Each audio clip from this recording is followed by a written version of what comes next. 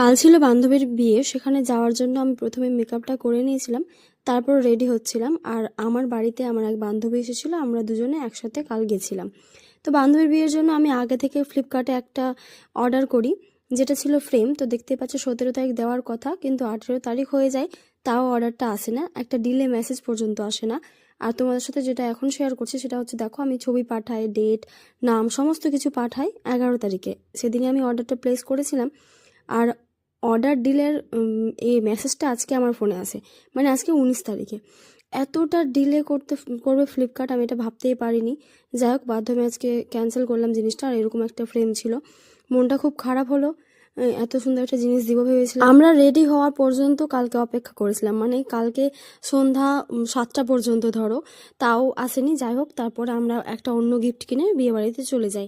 গিয়ে দেখি এদিকে বান্ধবীর ফটোশ্যুট চলছে, আর ওকে তো কালকে খুবই মিষ্টি লাগছিল দেখতে। তারপর ওকে গিফটটা দিয়ে দিই, ওর সাথে ছবি তুলি। তারপরে এদিকে ছিল ফুচকার স্টল, সেখানে আমরা চলে যাই ফুচকা খাওয়ার জন্য। আমাদের আরও কয়েকটা বান্ধবীদের আসার কথা ছিল, ওদেরকে কল করি, ওরা বলল আমাদের আসতে একটু টাইম লাগবে। তাই আমরা ভাবলাম ফুচকাটা ততক্ষণ খাই, ওরা এলে আরও আদার জিনিসগুলো খাবো, একটু আড্ডা দেবো আমরা। তারপর ওরা সকলে আসে আর আমরা ছবি তুলি অনেক। আর এটা ছিল আমার কালকের লুক, কেমন লাগছে অবশ্যই জানিও।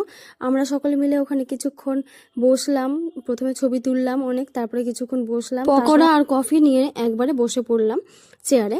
আর এদিকে আমরা দুজনে কফি পকোড়া খাচ্ছিলাম, ততক্ষণ ওরা তখনও ছবি তুলছিল আর কি। আর কালকে আরও কিছু বন্ধু বান্ধব এসেছিলো, সবার সাথে কালকে দেখা হলো। সেই যে আমরা ক্লাস 12-এর পর থেকে আলাদা হয়ে গেছি, তারপর আর ভালো মতো কারোর সাথে দেখাও হয় না, কথাও হয় না। তো কালকে আমরা কিছুক্ষণ বসেছিলাম, তারপর অনেকক্ষণ পর আমরা চলে গেলাম খেতে। প্রথমে দিয়ে দেওয়া হয় মেনু কার্ড, হাজমোলা এসব। আর কালকে আদার্স জিনিস যেহেতু প্রথমে খেয়ে নিলাম কফি পকোড়া, তাই পেটটাও ভরা ভরা ছিল, বেশি খেতেও পারিনি। প্রথমে স্যালাড, তারপর চপ দেওয়া হয়, তারপর ফ্রাইড রাইস, ডাল, পনির, মাছ, মাংস সমস্ত কিছুই দেওয়া হয়, তারপর মিষ্টি, চাটনি, অনেক কিছুই ছিল।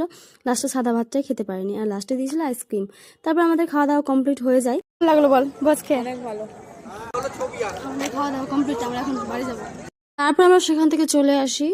তো আজকের ভিডিওটা কেমন লাগলো অবশ্যই জানিও। তো চলো, টাটা, দেখা হচ্ছে নেক্সট কোনো একটা ভিডিও।